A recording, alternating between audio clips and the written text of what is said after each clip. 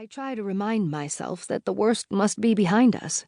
The turbulent last 2 months of preparing the house is over, and our renters who arrived late last night from Israel didn't flinch at the still unpainted doorways.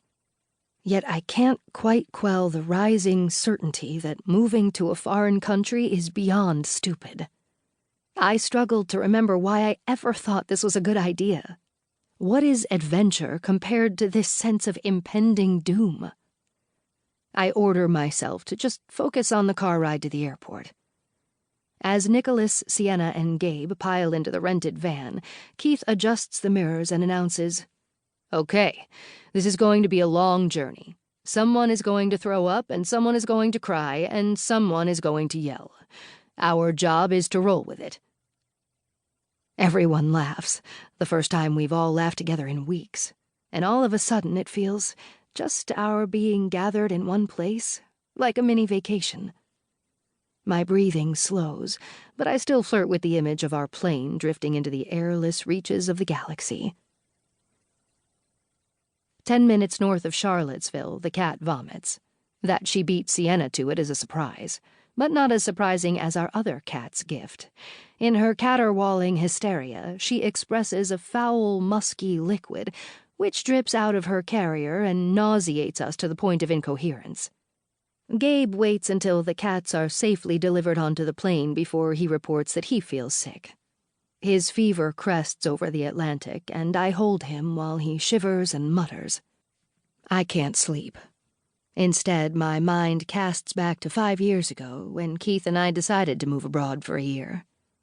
It was our anniversary, and in our reminiscing about our shared history, I remembered our old dream of living outside the States. We loved traveling, the unknown inherent in every day, and wanted a long-term sense of discovery. I suppose the dream of having a family supplanted the dream of a grand adventure. As the cabin lights blink on and off and Gabe finds a more comfortable position on my lap, I remember the moment when I asked Keith, "We couldn't move abroad with kids, right?" And Keith swirled the wine in his glass and considered before replying, "Why not?"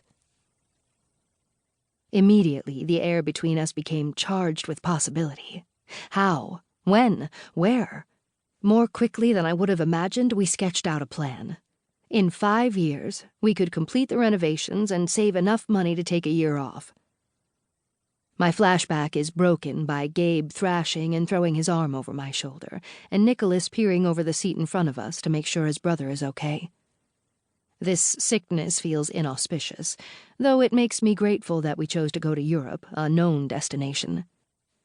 Over that anniversary dinner, I had wondered if we should consider a year someplace completely novel to us, like Malaysia, and Keith had laughed and said that living abroad would be enough of a challenge. He'd advocate for a country where the language and culture were not so dissimilar that we'd spend the entire year just trying to find our feet. I agreed, and so we settled on Europe. We toyed with Spain, France, or Italy. All 3 seemed magical and surreal. Gabe was just a baby. It was hard enough to envision him 5 years old, let alone 5 years old living in another country. I nuzzle Gabe, and his eyes briefly flutter open before he falls into a more solid sleep. We didn't decide where we'd go in that conversation. In fact, we agreed that the where hardly mattered. The place we landed would be a mere backdrop to the act of leaping. It occurred to me that diving into an entirely new life would likely force me to confront aspects of myself I'd never considered. We all could, be utterly transformed. I was struck by a sudden thought and impulsively confessed, "But what if the me I discover by doing this isn't someone I even like?" Keith guffawed and took my hand. "You mean you'll realize you hate cheese and love Civil War reenactments? Doubtful." "Okay," I countered. "What if I become someone you don't like?" "Even more doubtful." I smile at the memory and look backward at Keith. Sienna's head is lolling on his shoulder, her mouth with its sweet little overbite slightly ajar. But Keith's eyes are alert.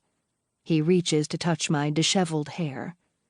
There are no words, just this shared knowledge that the dream we